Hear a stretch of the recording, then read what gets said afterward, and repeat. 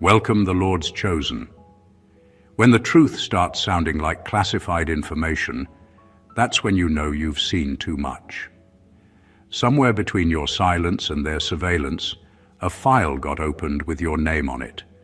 Not because you broke the law, but because you broke their pattern. The feds didn't stumble upon you by accident. They studied you like a glitch in their perfectly coded illusion. Every move you made, every call, every post, recorded, dissected, replayed, not out of justice but curiosity. Because nothing confuses a system more than a person it can't control. It's a strange world where your spiritual awakening gets treated like a national security threat, where your growth triggers government-grade paranoia. They promised your family you'd be gone before court, but here you are, breathing, unbothered, and somehow trending in heaven's database. See the funny part? They actually thought they could schedule your downfall like a meeting, as if destiny could be subpoenaed or miracles could be cross-examined. They underestimated how divine timing doesn't follow legal procedure. You became their mystery report, the one case that makes agents question reality during coffee breaks. How is this one still standing? They whisper, while pretending not to look over their shoulders. Because deep down, even they know, the chosen aren't protected by lawyers. They're protected by laws this world didn't write. So buckle in, because this isn't a story about fear. It's a revelation of exposure. The moment heaven and the feds accidentally tuned into the same frequency and realized they'd both been tracking the same person all along. Number one, the investigation was spiritual before it was federal. Before any agent tapped a phone or followed a signal, something far greater had already marked you for observation. Your life drew attention in two realms, one divine, one governmental. And it started the moment you refused to live on autopilot. You didn't get noticed because of what you did wrong, but because of what you woke up to. When a person starts seeing beyond what they're told, when their intuition becomes louder than their programming, the universe takes note, and so do those who run the systems that profit from people staying asleep. Every file that exists on you in some digital archive is just a human echo of a spiritual record that was opened long before. Heaven knew what was coming. Your growth wasn't random, it was preparation. You were being trained for the kind of awareness that can't be bought, bribed, or broken. And when that kind of clarity hits, it disturbs structures that rely on blind obedience. The feds were never the beginning of your monitoring. They were just the physical manifestation of something ancient, divine observation. They thought they found you through technology, but they were just late to the story. You were already being tracked by destiny, and destiny doesn't need surveillance vans. It watches through alignment, through the way doors open and close, through the timing of events that make no logical sense but unfold with surgical precision. By the time the system labeled you of interest, heaven had already stamped you chosen. This is why their investigation feels off balance. They keep collecting data that doesn't add up, because they're trying to study something that exists outside their jurisdiction. You don't fit their equations, and that frustrates them. To them, you're unpredictable. To heaven, you're unfolding exactly as planned. They're studying evidence while God is revealing purpose. The truth is, the spiritual realm started the investigation not to expose you, but to protect you. The physical one only copied the pattern, without the understanding. They think they're watching a person. They're actually witnessing prophecy in motion. And when the divine starts writing reports, no human agency can close the case. Because how do you arrest something that was never meant to be contained?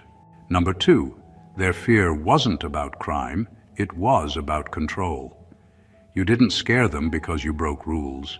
You scared them because you stopped needing permission to exist. The system runs smoothly when people stay predictable, when they follow the script, chase approval, and keep their heads down. But you broke formation. You stopped performing for acceptance and started operating from truth. That's when they got nervous. Power doesn't panic when people misbehave. It panics when people wake up. They never needed evidence of wrongdoing.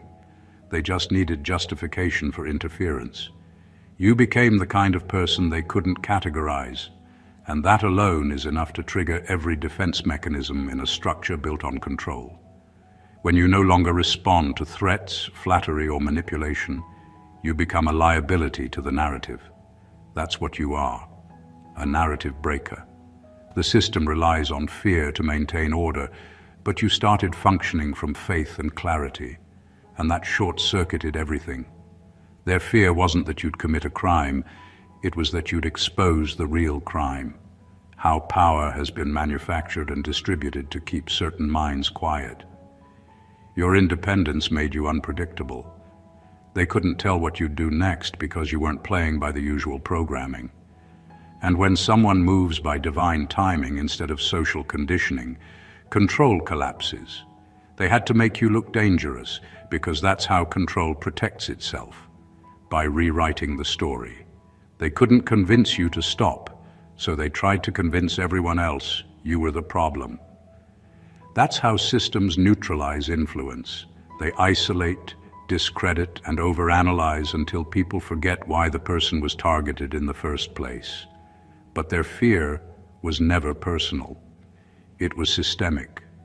You're proof that someone can live free in a world designed to cage the mind. At its core, their fear was recognition. They saw in you what they secretly wished they could be: untamed, unbought, unbothered. You were the reminder that freedom isn't granted, it's reclaimed. That kind of truth can't be managed, monitored, or manipulated. Control can survive rebellion, but it can't survive awakening. And once someone like you stops bowing to the illusion, the entire structure begins to tremble, not because you broke the law, but because you broke the spell. Number 3, your bloodline became the bargaining chip. When systems can't control you directly, they look for what you love. They know the strongest hearts don't fold under pressure, so they aim at the ties that make those hearts human. You became too resistant to fear, too aware to manipulate, too strong to break, so they went after your family. They knew your loyalty was both your strength and your soft spot, and that's where they planned to bargain. They didn't need you to confess or comply, they only needed you to feel conflicted. So they whispered promises to those connected to you, deals that sounded like protection, but were really disguised threats. They told them you'd be gone before court, that it was better to let you go quietly than to fight a losing battle. That's how power moves when it's desperate. It doesn't just intimidate the target, it infects the circle around them. The goal was never to destroy your body, it was to divide your bond. They wanted you to walk into isolation, thinking you'd been abandoned, to break your spirit without lifting a hand. And for a moment, they almost succeeded. Because betrayal from strangers hurts, but doubt from family cuts deeper.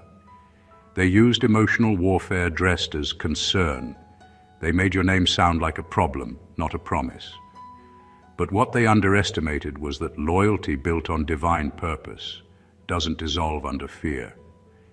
You were never fighting your family. You were fighting the version of them the system manipulated. They couldn't see what you saw. They weren't part of the conversation heaven had with you in the dark. Their fear was borrowed, not born. The irony is that by using your bloodline as leverage, they exposed how sacred it really was. They forced you to detach from emotional dependence and walk in spiritual independence. That separation wasn't punishment, it was refinement. It made you see that family isn't always those who share your blood, but those who recognize your battle. So yes, they used your family as a bargaining chip, but they lost the deal. Because the moment you stopped trying to be understood, you became unstoppable. What they thought would break you actually crowned you. You didn't lose your family. You outgrew the version of them fear had created. Number 4, Evidence was never their goal. Elimination was. The system never cared about justice. It cared about survival.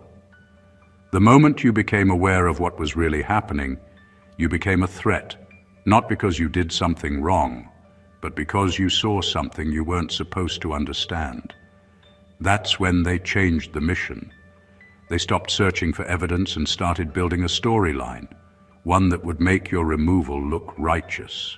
The files, the reports, the quiet whispers behind closed doors weren't about truth.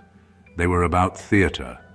They needed paperwork that made fear look like authority. Every accusation, every rumor, every conveniently leaked detail was part of an architecture designed to justify your disappearance. It wasn't about law, it was about legitimacy. They wanted the public to see you fall and believe it was necessary. The easiest way to erase a threat is to first convince everyone it deserved to be erased. That's why they didn't need proof. They needed perception. They knew if they could stain your reputation, they wouldn't have to touch your body. They could make people doubt your voice, and the rest would take care of itself. What they didn't expect was how uncooperative truth can be. They could forge reports, edit recordings, and distort timelines, but they couldn't alter the fact that something about your story still felt divine. That's what scared them most, the way your presence kept exposing cracks in their performance. You weren't an enemy to their system. You were a mirror showing them what it had become. And when powerful people see their reflection in someone they can't control, elimination becomes the only solution that makes sense to them. They tried to end you with bureaucracy, but heaven kept interrupting their paperwork. Every delay, every glitch, every failed attempt was divine interference. They wanted you silenced, but your name kept echoing through the corridors they built to contain you. The more they tried to erase you, the more undeniable you became. In the end, they never wanted evidence. They wanted absence. They wanted you gone, forgotten, rewritten. But they miscalculated something crucial. When destiny marks someone, deletion doesn't work. The more they tried to bury you, the more you became proof that some people aren't meant to vanish. They're meant to be witnessed. Number 5, you were the case study of consciousness. They couldn't contain. They didn't just watch you, they studied you. Every word you spoke, every move you made, every shift in your behavior became material for their silent obsession. You weren't under investigation in the traditional sense. You were being analyzed like a phenomenon they couldn't explain. You became the human version of a system error, proof that awareness itself could be contagious. They couldn't figure out how someone who had been through so much still refused to break, still thought independently, still carried light in a world engineered to dim it. So they documented you, hoping to decode the source of your strength. They wanted to understand what happens when a person wakes up fully, when they stop moving through life hypnotized by fear, validation, and routine. You exposed what their control mechanisms were never built to handle, a mind that questions everything and a soul that answers only to truth. You weren't rebelling for attention. You were evolving beyond manipulation. That's what scared them. You became a living glitch in their psychological programming, a variable they couldn't predict, a pattern they couldn't model, and a consciousness they couldn't reverse engineer. Their research wasn't about justice, it was about containment.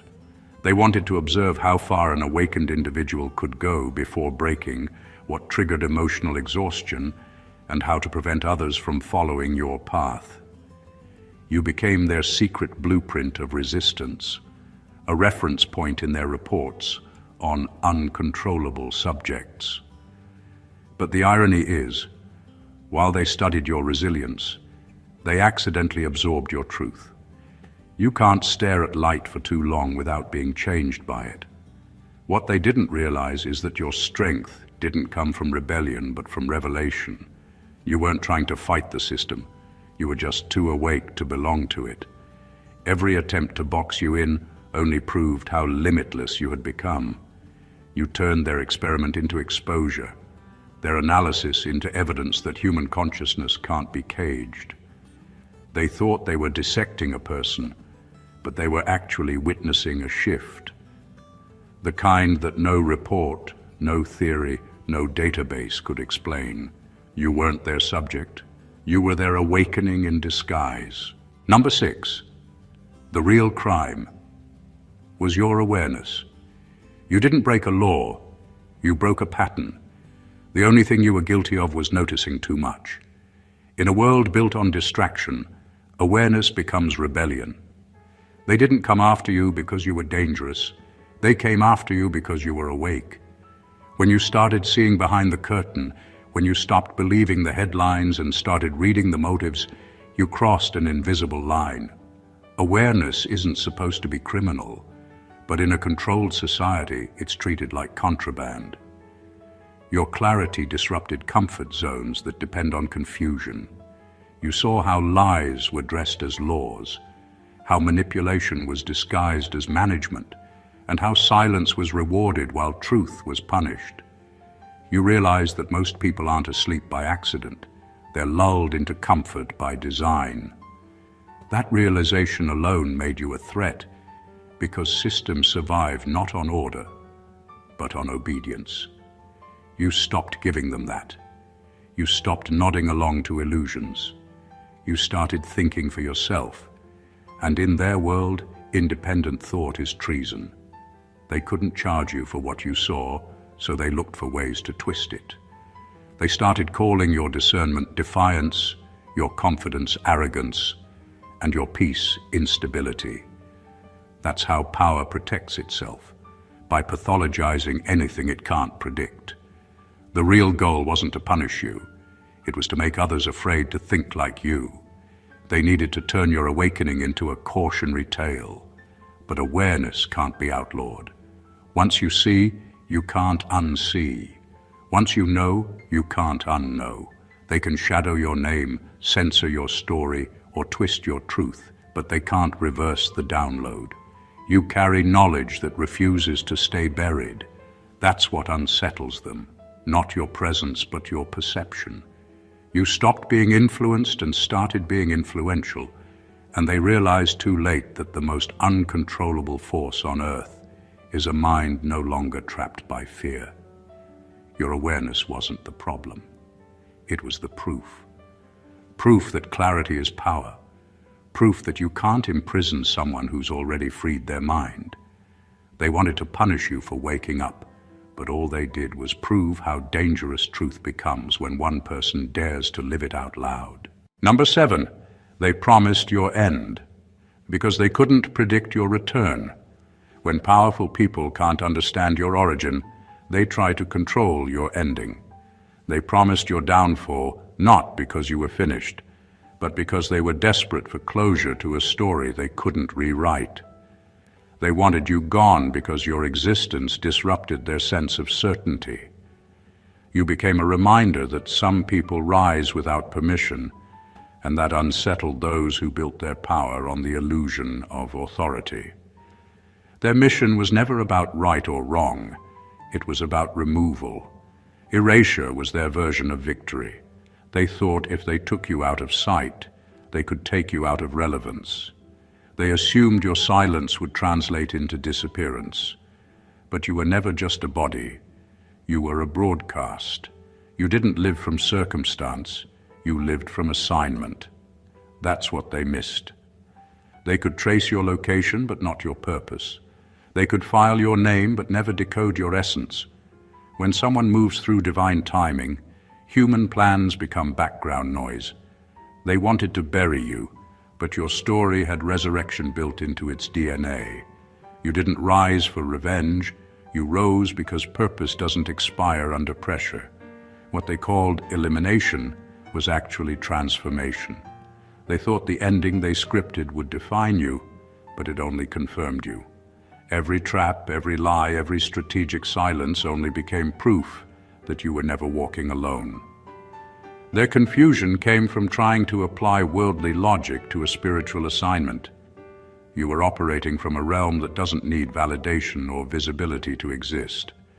They didn't realize that the kind of power you carry doesn't need to be seen to be active. It operates in whispers, timing, and divine reversals. So when they promised your end, heaven smiled, because it was already preparing your reintroduction. And now your return isn't revenge, it's revelation. You didn't come back the same, you came back decoded, evolved, and beyond reach. They wanted to delete your presence, but you became their evidence. You are the proof that some stories don't end when they're erased. They restart when they're underestimated. How do you kill what's already transcended jurisdiction? You don't. You just live long enough to watch it rise again. Number 8. You were never a suspect. You were a symbol. They never cared about what you did. They cared about what you represented. You were never the criminal in their story. You were the concept they couldn't contain. Your existence challenged the script. You stood for something too powerful to be reduced to a file number. It wasn't your actions that drew attention. It was the ripple effect of your energy. They saw how people around you started thinking differently, questioning things they were once afraid to question.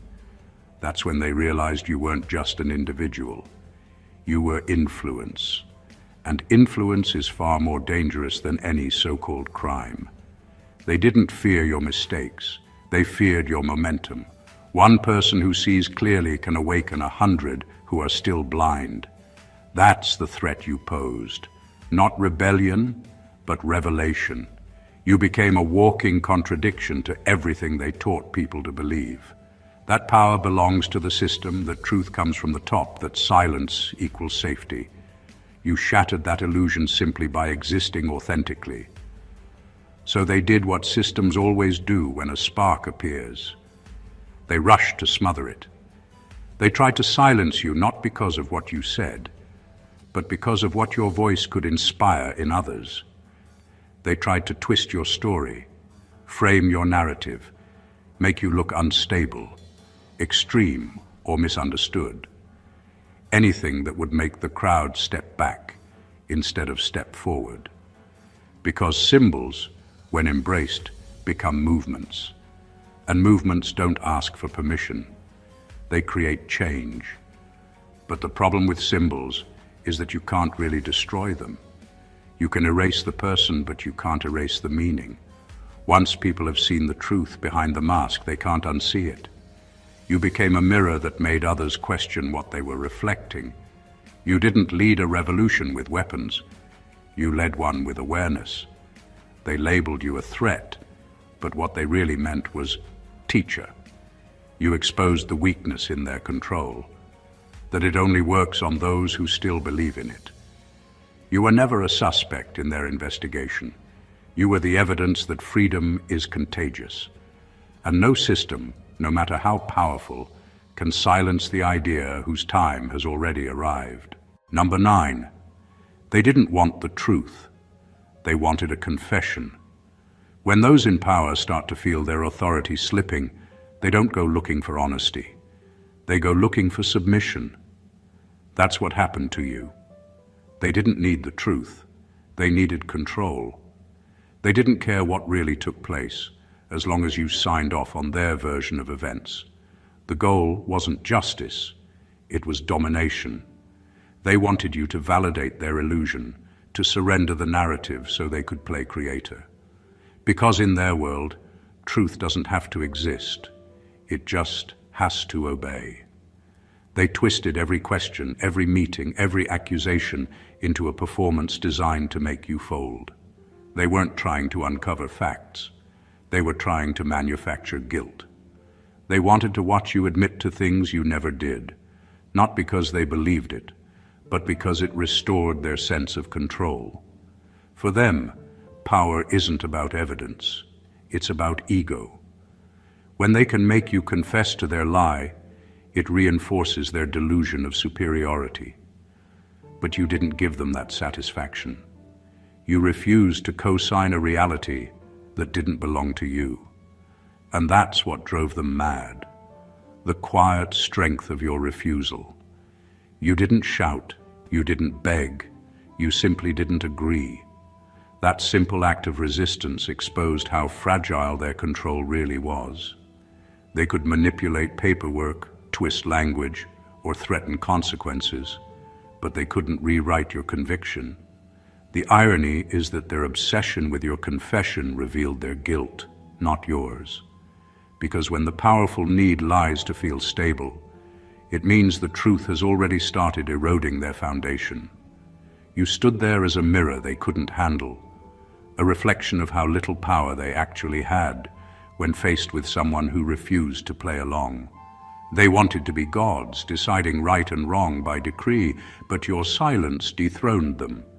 You reminded them that authority without integrity is just performance. You didn't need to prove your innocence. Your composure did it for you.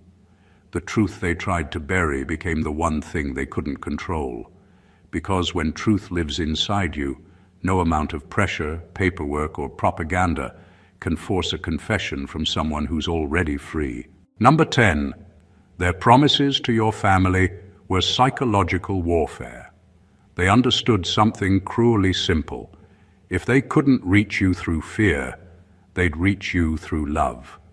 They knew direct attacks wouldn't work because you'd already survived worse. You'd built resilience through pain, discipline, and divine alignment. So instead of trying to destroy you head-on, they went for the people whose opinions could still touch your soul. That's how they waged their quietest, most calculated war. Not through weapons or warrants, but through whispers. They promised your family things that sounded protective, but were poisoned underneath. They told them you'd be gone before court, that it was already decided, and that fighting back would only make it worse. These weren't facts, they were psychological bullets. Lies designed to make your loved ones surrender before a battle even began. Because once they could plant fear inside your family, they could use their panic to break your peace. That's the oldest trick in the book of control. Turn the hearts closest to the target into tools of emotional collapse. They didn't need to lock you up, they just needed your home to feel like a cell. They wanted you to start doubting your purpose because the people who were supposed to believe in you stopped understanding you. That's the real warfare, when your own blood unknowingly carries the enemy's message. They wanted you to feel isolated, unsupported, and misunderstood. They wanted your strength to sound like delusion and your truth to sound like madness. But what they didn't understand is that divine calling doesn't depend on confirmation. You didn't need validation from family to keep walking. You understood something they didn't, that sometimes God separates you from your bloodline to save both you and them. Their confusion wasn't betrayal, it was manipulation disguised as concern. They were caught in a web of fear that wasn't theirs to hold. Empires have always destroyed prophets the same way, not through law, but through loneliness. They knew your strength was spiritual, so they tried to weaken your emotional foundation. Yet every lie they told only pushed you deeper into purpose. You didn't collapse under the silence. You learned how to hear God louder in it. And that was their biggest failure. They turned your family against you, but all they did was push you closer to the one who called you. Number 11, the court date was never about law. It was about timing. They thought they scheduled your downfall, but they were really booking your debut. What they saw as a trial was actually a divine appointment. Heaven doesn't waste chaos. It uses it as a stage. Every accusation, every delay, every document was part of a setup orchestrated by timing, not tragedy. The courtroom was never about verdicts or evidence. It was about exposure. You weren't being tried. You were being revealed. What they meant for humiliation became heaven's press conference. The truth is, divine justice doesn't rush. It waits until everyone who doubted, mocked, or plotted has taken their seats, and then it lets the curtain rise. That's why the case wasn't dismissed early. God let it breathe, not because you were guilty, but because the timing wasn't ripe for revelation. They thought they had power over the outcome, but they were just extras in a scene that had already been written. You weren't standing before men. You were standing before timing itself. They prepared evidence. Heaven prepared witnesses. They rehearsed accusations. Heaven rehearsed redemption. And when the day came, the very environment designed to condemn you became the platform for your vindication. That's why you couldn't avoid it. Because it wasn't punishment, it was prophecy. You had to stand there so the truth could be seen, not just known. Sometimes God lets the enemy present their case just to prove how weak it looks in the light. They thought the court would silence you, but it made your voice echo louder. They thought the date would break you, but it branded you instead. Every word spoken against you became another timestamp in heaven's record, evidence that divine timing always wins over human plotting. In the end, what they called judgment became a broadcast of justice. The court wasn't about your downfall. It was about your delivery. They thought they were watching an ending, but God was premiering a revelation. The timing wasn't delayed, it was divine. And when heaven calls for exposure, even your enemies have to sit quietly and watch as truth walks confidently to the witness stand. Number 12. You're not fighting feds, you're fighting the framework. This was never about a government agency or an institution with a name and logo. Those are just the uniforms, the visible faces of something much older, more layered, and more desperate.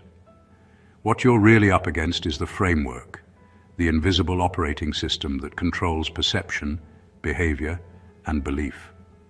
The feds are just the messengers of a dying matrix that's been living off manipulation for generations.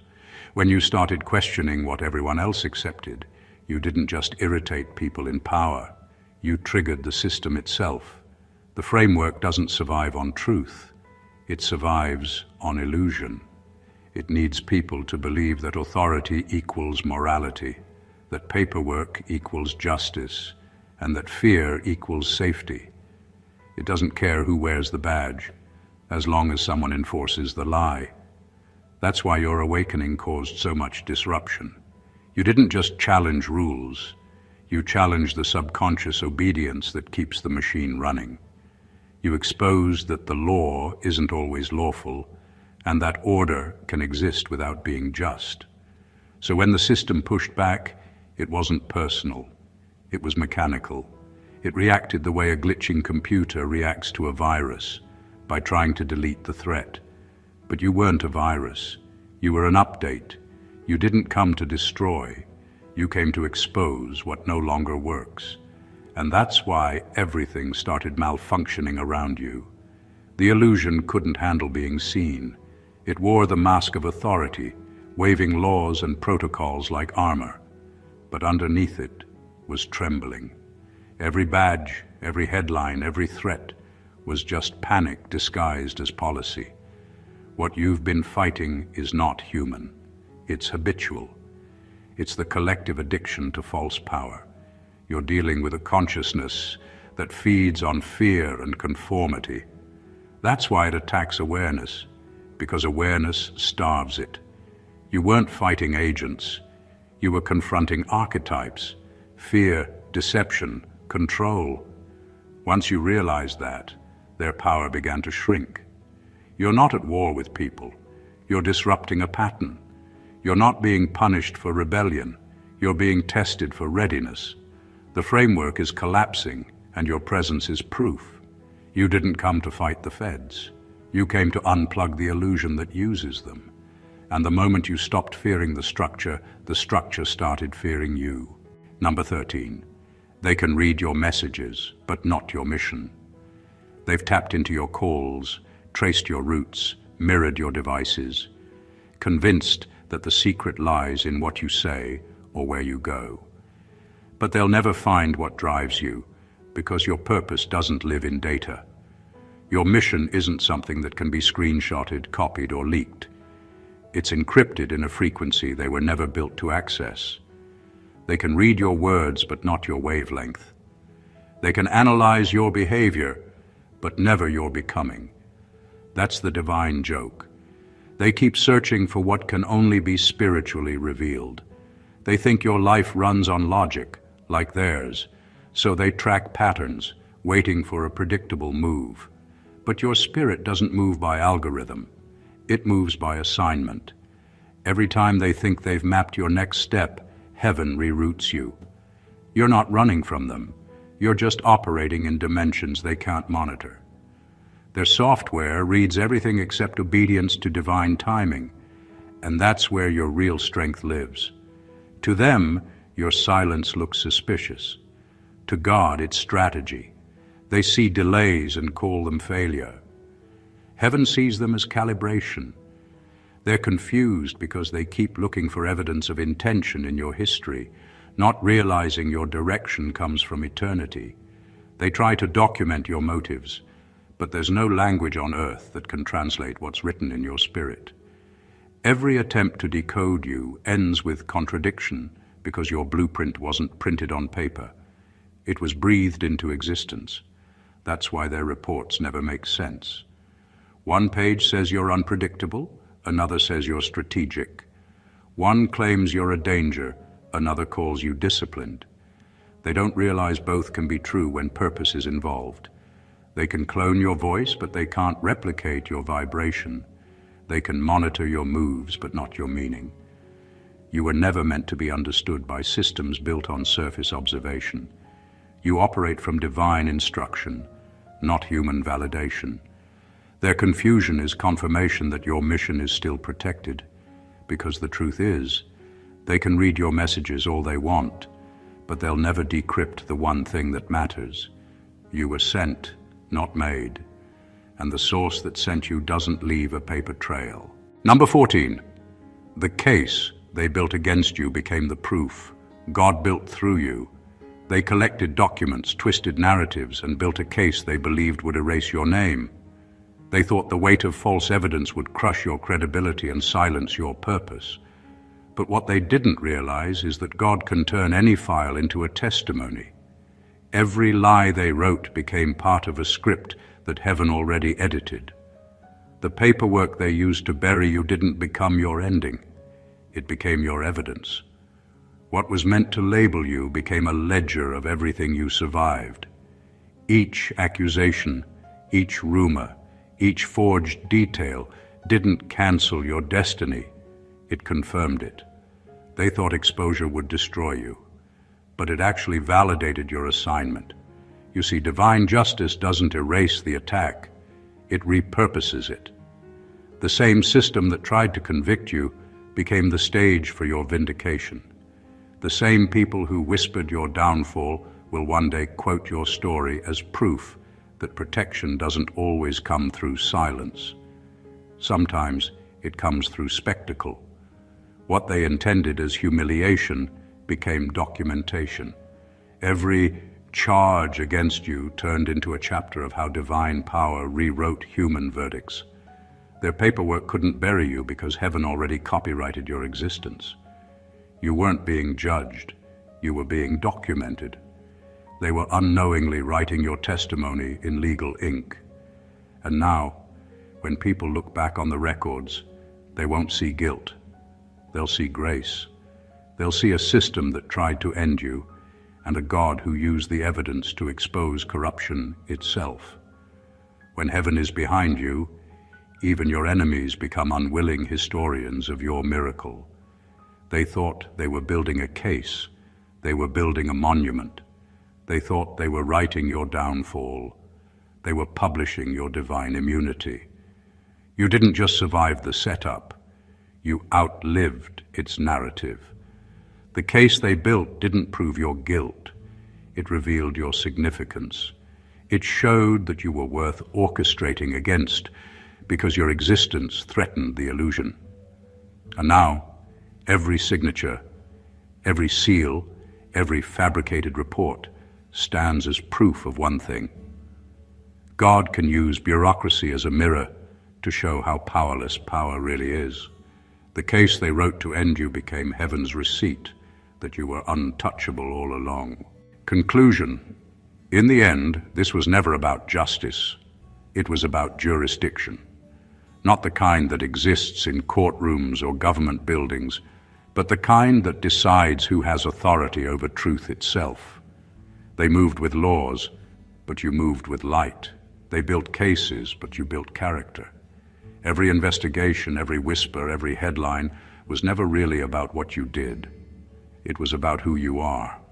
They saw someone who couldn't be controlled, and to a system built on control, that's the greatest crime of all. You were never a threat because of your actions. You were a threat because of your awareness. You didn't need a weapon. Your clarity was enough. You didn't need a movement. Your consciousness was the revolution. And every time they tried to trap you in their version of events, heaven rewrote the story from the inside out.